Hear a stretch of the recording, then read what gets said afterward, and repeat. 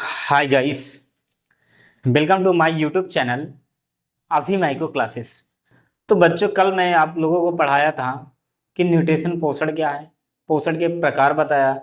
तो आज मैं बताने आया हूँ कि पोषण तो बता दिया था, आज बताऊंगा कि फोटोसिंथेसिस होता क्या है। फोटोसिंथेसिस होता क्या है, फोटोसिंथेसिस क्या होता है, यानी कि फोटोसिंथेसिस को हिंदी में क्या बोलेंगे।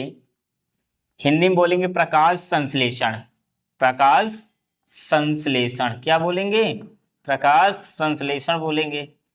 अब प्रकाश संश्लेषण होता क्या है, प्रकाश संश्लेषण होता क्या है।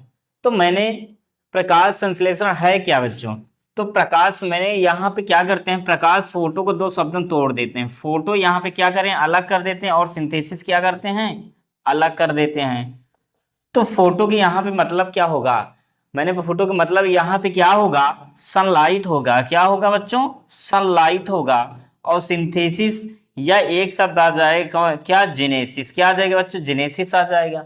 या क्या आ जाएगा, फॉर्मेशन आ जाएगा। क्या आ जाएगा बच्चों, फॉर्मेशन आ जाएगा। तो ये तीनों का मतलब एक ही होगा, संश्लेषण। क्या होगा बच्चों, संश्लेषण होगा।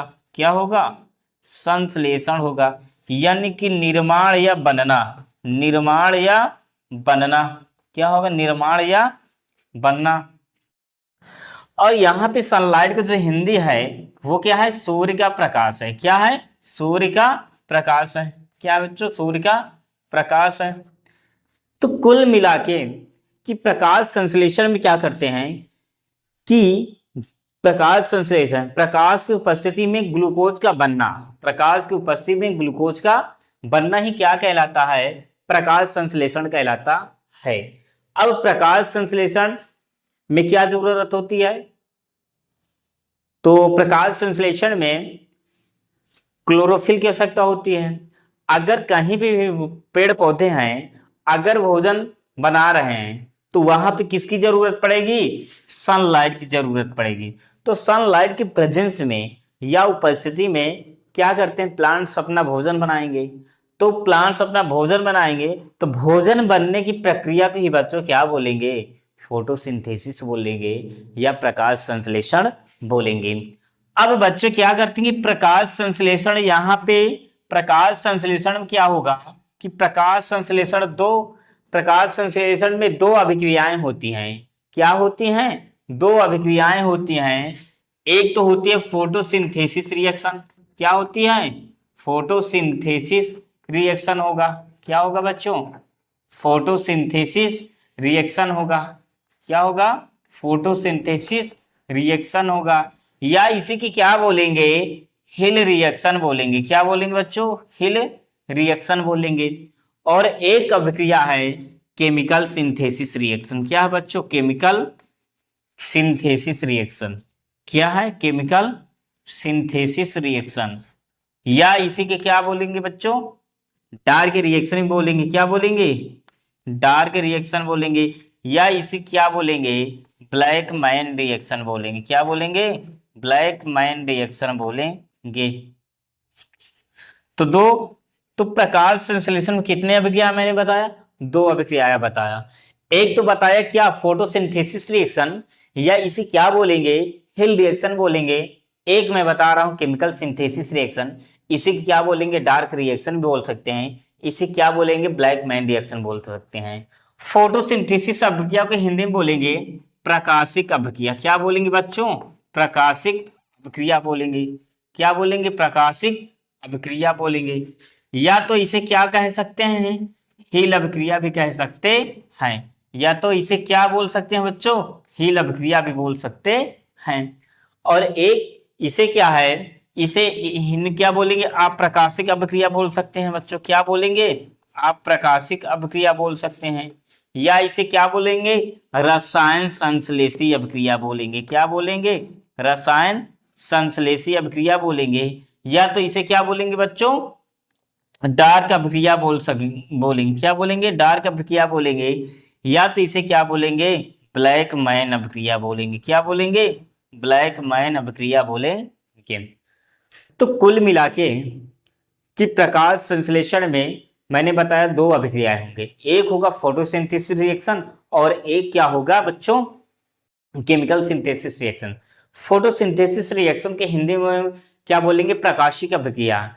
इस अभिक्रिया के हिल अभिक्रिया भी कहते हैं। एक अभिक्रिया मैंने क्या बताया था, केमिकल सिंथेसिस रिएक्शन, या इसी के डार्क रिएक्शन बोलेंगे, या इसे क्या बोलेंगे, ब्लैक मैन रिएक्शन बोलेंगे।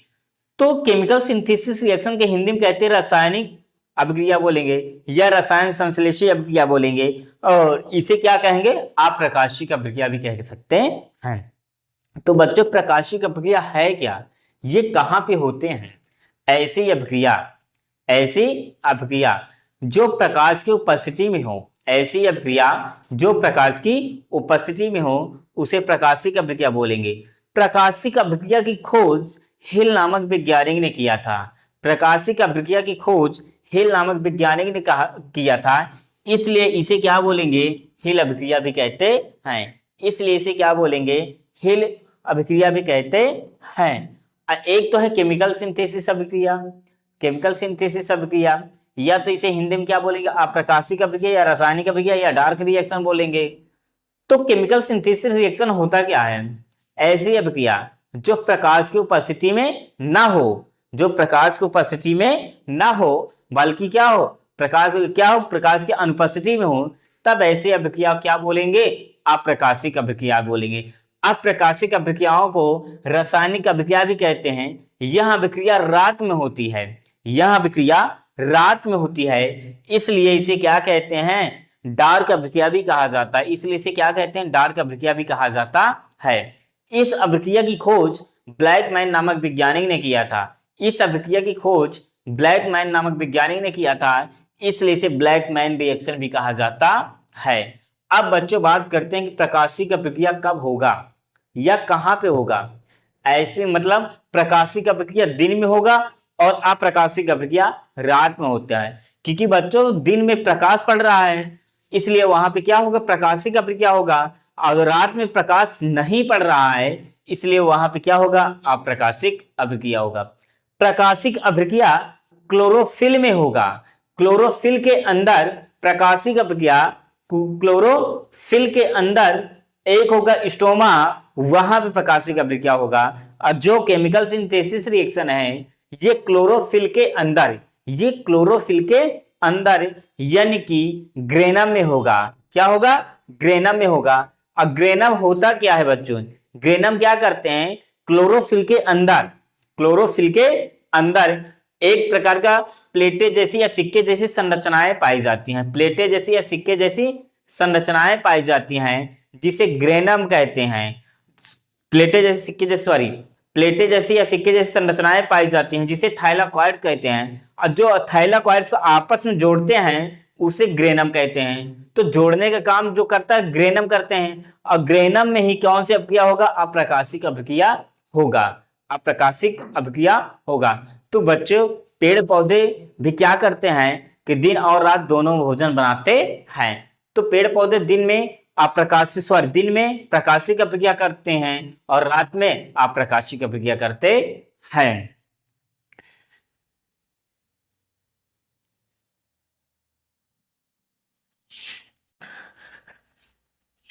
तो बच्चों क्या करते हैं, एक क्वेश्चन है कि पौधों का रसोई घर किसे कहते हैं, पौधों का रसोई घर किसे कहते हैं।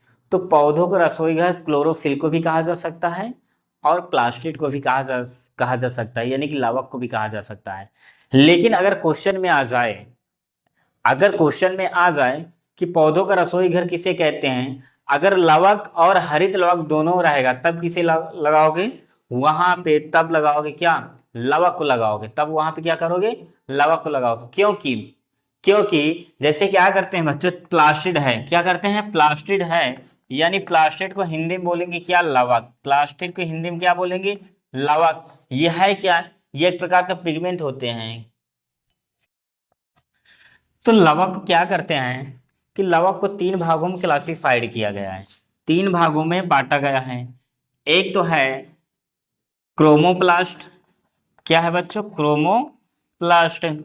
और एक क्या है, ल्यूकोप्लास्ट है, क्या है, ल्यूकोप्लास्ट है, और एक बच्चों क्या है, क्लोरोफिल है। क्या है? क्लोरोफिल है। क्या है बच्चों? क्लोरोफिल है। तो यहाँ पे जो क्रोमोप्लास्ट है इसे हिंदी में बोलेंगे वर्णी लवक। क्या बोलेंगे बच्चों? वर्णी लवक बोलेंगे। और इसे क्या बोलेंगे? अवर्णी लवक बोलेंगे। क्या बोलेंगे? अवर्णी लवक बोलेंगे। इसे हिंदी में क्या बोलेंगे? अवर्णी लवक बोलेंगे। और इसे क्या बोलेंगे? हरित लवक बोलेंगे। क्या बोलेंगे बच्चों? हरित लवक बोलेंगे। तो 3 लवक हो गए प्लास्टिड। क्या है? वर्णी लवक, अवर्णी लवक एंड द क्या? हरित लवक। तो वर्णी लवक को इंग्लिश में क्या बोलेंगे? क्रोमोप्लास्ट बोलेंगे। अवर्णी को ल्यूकोप्लास्ट बोलेंगे। और क्लोरोफिल क्या बोलेंगे? हरित लवक बोलेंगे। तो बच्चे यहाँ पे जो वर्णी लवक क्या है, यहाँ पे वर्णी का मतलब क्या है? वर्णी के मतलब क्या है? वहां पे वर्णक है। क्या है? वर्णक। और वर्णक को क्या मतलब है? पिगमेंट। क्या है? पिगमेंट। अब पिगमेंट क्या होते हैं? एक प्रकार का कलर होते हैं। क्या होते हैं? कलर होते हैं। तो ये कहाँ पे हो गए? जैसे क्या करते हैं, पिगमेंट हमारी त्वचा काली पड़ती है, वो भी किसके कारण होते हैं? पिगमेंट के कारण। तो जो हमारी त्वचा काली पड़ती है वो है मिलेनिन के कारण। किसके कारण बच्चों? मिलेनिन के कारण त्वचा काली पड़ती है। उसी प्रकार क्या होगा कि जो पेड़ पौधे के तना भागों में फूल है, क्या है? फूल है। फूल के तना भागों में देखोगे तो वहां पे क्या कोई पिंक कलर का होगा, कोई येलो कलर का होगा। तो ये सारे जितने भी फ्लावर हैं, कई क्या होते? कई कलर के होते हैं। तो वो होते हैं क्या? वर्णी लवक होते हैं। तो ये वर्णी लवक कहाँ पे होगा? तना भागों में पाए जाते हैं। तो अवर्णी लवक क्या है? तो जहां पे क्या हो? वर्णक ना हो। अवर्णी के मतलब जहां पे वर्णक ना हो, वर्णक के मतलब क्या? कलर। और जहां पे कलर ना हो वहां पे क्या होगा? अवर्णी लवक होगा। जैसे जड़ों में क्या है? ये जड़ों में क्या होगा? अवर्णी होगा। जड़ों में क्या? कलर नहीं पाए जाते हैं। अब बात करते हैं हरित लवक। तो कहीं पे भी क्या होगा? अगर हरा होगा तो वहां पे क्या होगा? हरित लवक होगा। तो बच्चों मैंने क्या बता रहा था कि पौधों का रसोई घर किसे कहते हैं? पौधों का रसोई घर किसे कहते हैं? तो आप लोगों ने कहा था कि हरित लवक को कहते हैं। अब मैं कहता हूं लवक और हरित लवक दोनों आ जाएगा, तब किसे कहोगे? तब होगा लवक। तब होगा लवक। क्योंकि लवक का ही ब्रांच है क्या? हरित लवक। क्योंकि लवक का ही भाग है क्या? हरित लवक। अगर लवक ना होता तो हरित लवक कहां से होता? इसलिए पौधों का रसोई घर किसे कहा जाता है? लवक को कहा जाता है। जैसे क्या कहते हैं, जब बाप ही नहीं तो बेटवा कहां से आ जाएंगे? तो इसलिए अब बात करते हैं कि इसलिए कहा जाता है पौधों का रसोई घर किसे कहा जाता है? लवक को कहा जाता है। अब बात करते हैं ह्यूमन डाइजेस्टिव सिस्टम की। किसकी बात करेंगे? ह्यूमन डाइजेस्टिव सिस्टम की। ह्यूमन डाइजेस्टिव सिस्टम की। ह्यूमन डाइजेस्टिव सिस्टम की। यानी कि ह्यूमन के मतलब मानव। ह्यूमन के मतलब मानव। और डाइजेशन के मतलब पाचन। डाइजेशन के मतलब पाचन। और सिस्टम के मतलब तंत्र। सिस्टम का मतलब तंत्र। तो क्या होगा? पाचन तंत्र होगा। तो बच्चों यहाँ पे क्या करते हैं कि सिस्टम का मतलब है क्या? सिस्टम का मतलब है क्या? हमारे जैसे क्या करते हैं, मशीन है एक प्रकार का, क्या है? सिस्टम है। क्या है? सिस्टम है। अगर सिस्टम ना होता, तंत्र ना होता, तो वो होता क्या? तंत्र का मतलब एक क्या है? मशीन ही है। तो जैसे क्या करते हैं, हमारे शरीर के अंदर भी क्या है? मशीन है। क्या है? मशीन है। तो हर कई भी एक प्रकार का उपकरण है। क्या है? उपकरण है। तो हर उपकरण का अपना काम अलग अलग होता है। हर उपकरण का अपना काम अलग अलग होता है। उसी तरह यहाँ पे मानव में क्या होगा कि सबका सिस्टम अलग अलग। अब जैसे क्या करते हैं, यहाँ पे जो पाचन तंत्र है, जो कोई भी मानव अगर खाता है तो उसको पचाने वाले सिस्टम क्या है? अलग हो गए। अब जैसे इसलिए इसको एक एक चैप्टर में रखा गया है, उसे पाचन तंत्र कह दिया गया है। अब सांस लेते हैं, सांस लेने वाले भी सिस्टम क्या है? अलग है। तो उनको श्वसन तंत्र में रखा गया है। अब क्या करते हैं, हमारे शरीर के अंदर या बॉडी में क्या कर हमारे बॉडी में क्या करते हैं कि अवशिष्ट पदार्थ उत्पन्न होते हैं। अवशिष्ट पदार्थ उत्पन्न होते हैं, उत्पन्न होते हैं। जैसे यूरिया हो गया है, यूरिया हो गया, पसीना आते हैं। तो इसको एक चैप्टर में रखा गया, उसे उत्सर्जन तंत्र कहते हैं। अब हमारे बॉडी में क्या करते हैं कि ब्लड जो है एक स्थान से दूसरे स्थान तक जाते हैं, उसका सिस्टम अलग हो गया है, तो उसे किस में रखा गया है, सर्कुलेटरी सिस्टम में रखा गया, यानी परिसंचरण तंत्र में रखा गया है। अब कोई भी जीव है, अगर वो अपने जैसे ही समान जीवों को जन्म दे रहा है, अपने ही जैसे समान जीवों को क्या कर रहा है, जन्म दे रहा है, तो जन्म देने वाले सिस्टम क्या है, उनका सिस्टम अलग रखा गया है, इसलिए उनको क्या जनन तंत्र में रखा गया है। तो बच्चों आज कल क्या बात है कि पाचन तंत्र की बात करते हैं, क्या करते हैं, तंत्र की बात करते हैं। तो पाचन कहाँ से स्टार्ट होता है, तो पाचन जो स्टार्ट होता है वो स्टार्ट होता है माउथ से स्टार्ट होता है। क्या होता है, माउथ से स्टार्ट होता है, या माउथ की क्या बोलेंगे, इसे बक्कल कैविटी भी बोल सकते हैं। क्या बोल सकते हैं, बक्कल कैविटी भी बोल सकते हैं, इसे मुख गुहा क्या बोल सकते हैं। अब यहाँ पे क्या है, माउथ के बाद क्या आएगा, टीथ आएगा बच्चों, क्या आएगा, टीथ आएगा। और टीथ के मतलब क्या आएगा, टंग आएगा। टीथ के मतलब क्या आएगा, टंग आएगा। क्या आएगा बच्चों, टंग आएगा। और टंग के मतलब क्या, टंग के बाद क्या आएगा, यहाँ पे टंग के बाद आएगा ईसोफेगस आएगा। क्या आएगा, ईसोफेगस आएगा बच्चों, क्या आएगा, ईसोफेगस आएगा। अब ईसोफेगस के बाद क्या आएगा, स्टोमक आएगा। क्या आएगा बच्चों, स्टोमक आएगा। क्या आएगा, स्टोमक आएगा। स्टोमक के बाद क्या आएगा, स्मॉल इंटेस्टाइन आएगा। क्या आएगा, स्मॉल इंटेस्टाइन आएगा। क्या आएगा बच्चों, स्मॉल इंटेस्टाइन आएगा। और स्मॉल इंटेस्टाइन के बाद क्या आएगा, लार्ज इंटेस्टाइन आएगा। क्या आएगा बच्चों, लार्ज इंटेस्टाइन आएगा। क्या आएगा, लार्ज इंटेस्टाइन आएगा। और लार्ज इंटेस्टाइन के मतलब बाद क्या आएगा, सॉरी रेक्टम आ जाएगा। क्या आ जाएगा बच्चों, रेक्टम आ जाएगा। क्या आ जाएगा, रेक्टम आ जाएगा। और रेक्टम के बाद क्या आ जाएगा, एनस आ जाएगा। क्या आ जाएगा बच्चों, एनस आ जाएगा। तो बात करते हैं माउथ को क्या कहते हैं, हिंदी में क्या कहते हैं, मुख कहते हैं। क्या कहते हैं, मुख कहते हैं, या मुख गुहिका बोलेंगे। और दांत सॉरी टीथ को क्या बोलेंगे, दांत बोलेंगे। क्या बोलेंगे, दांत बोलेंगे। और टंग के क्या बोलेंगे, जीभ बोलेंगे। क्या बोलेंगे, जीभ। ईसोफेगस क्या बोलेंगे, ग्रास नली बोलेंगे। क्या बोलेंगे बच्चों, ग्रास नली बोलेंगे। और ग्रास नली के बाद स्टोमक की हिंदी में क्या बोलेंगे, अमाशय बोलेंगे। क्या बोलेंगे बच्चों, अमाशय बोलेंगे। और अमाशय के बाद क्या करते हैं, स्मॉल इंटेस्टाइन। स्मॉल इंटेस्टाइन के मतलब क्या, इसे ही बोलेंगे छोटी आंत बोलेंगे। क्या बोलेंगे बच्चों, छोटी आंत बोलेंगे। और छोटी आंत के बाद क्या आएगा, बड़ी आंत आएगा। बड़ी आंत के बाद क्या आएगा, मलाशय। क्या आएगा, मलाशय। अब मलाशय जो हो जाएगा किसके द्वारा, गुदा द्वार के द्वारा। क्या, गुदा द्वार से क्या हो जाएगा, बाहर निकल जाएगा। तो पाचन तंत्र में ये प्रक्रियाएं होती है, एक सिस्टम बनाया गया है कि किस सिस्टम के कौन सा अंग के बाद कहाँ कौन क्या आएगा।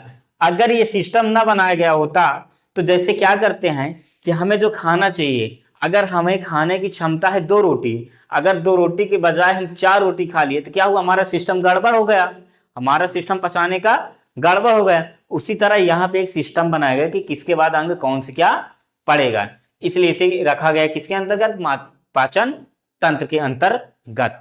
तो पाचन तंत्र में मैंने क्या बताया कि कहाँ से शुरुआत होगा, पाचन माउथ से होगा, यानी कि मुख से होगा। अब मुख के बाद क्या आएगा, दांत आएगा, क्योंकि जैसे मुख से अंदर लेंगे और दांत से क्या करेंगे, भोजन के पीसेंगे कुचलेंगे। उसके बाद क्या आएगा, ग्रास नली आएगा। ग्रास नली के बाद क्या आएगा, अमाशय आएगा। अमाशय के बाद छोटी आंत, छोटी आंत के बाद बड़ी आंत, बड़ी आंत के बाद रेक्टम। और रेक्टम क्या है, मलाशय है ही है, अपशिष्ट पदार्थ है ही है। और ये जो अपशिष्ट पदार्थ है ये गुदा द्वार के द्वारा बाहर निकल जाएगा। तो हम बात करते हैं कि बच्चों की सबसे पहले यहाँ पे जो हम माउथ या बक्कल कैविटी बोलेंगे, मुख गुहिका बोलेंगे, कि माउथ कहते किसे हैं, माउथ है क्या, मुख है क्या। यानी माउथ की हम बात करेंगे तो माउथ एक प्रकार की क्या है, मस्कुलर संरचनाएं होती है, मतलब मांस की बनी हुई संरचनाएं होती हैं। तो मुंह कहते किसे हैं, मुंह कहते किसे हैं, दो चल ओंठों से तथा दो गालों से दाएं व बाएं घिरी हुई मांसल संरचना को क्या कहते हैं, मुख कहते हैं। मैंने क्या कहा कि दो चल ओंठों से, हम ओंठ क्या करते हैं, चलाते हैं, चलाते के मतलब चाटते हैं कि नहीं चाटते, इसलिए हमने यहाँ पे नाम क्या दिया, दो चल ओंठ दिया। तो दो चल ओंठों से तथा 2 गालों से दाएं व बाएं घिरी हुई मांसल संरचना की आकृति को क्या कहते हैं? माउथ कहते हैं। क्या कहते हैं? माउथ कहते हैं। तो बच्चों क्या करते हैं, आज के लिए बस यहीं तक क्या होगा। अब बाकी आगे का टॉपिक आप लोग एक बार घर से क्या करते हैं, पढ़ के आना जरूर। अगर पढ़ के आओगे तो उसमें क्या होगा, समझ में आएगा, तब आप यहाँ पे क्या करोगे, क्वेश्चन पुट अप करोगे। और जब पढ़कर ही नहीं आओगे तो क्वेश्चन कहाँ से पूछोगे। इसलिए आज के लिए इतना ही बहुत है, बाकी कल के लिए देखते हैं। बहुत बहुत धन्यवाद।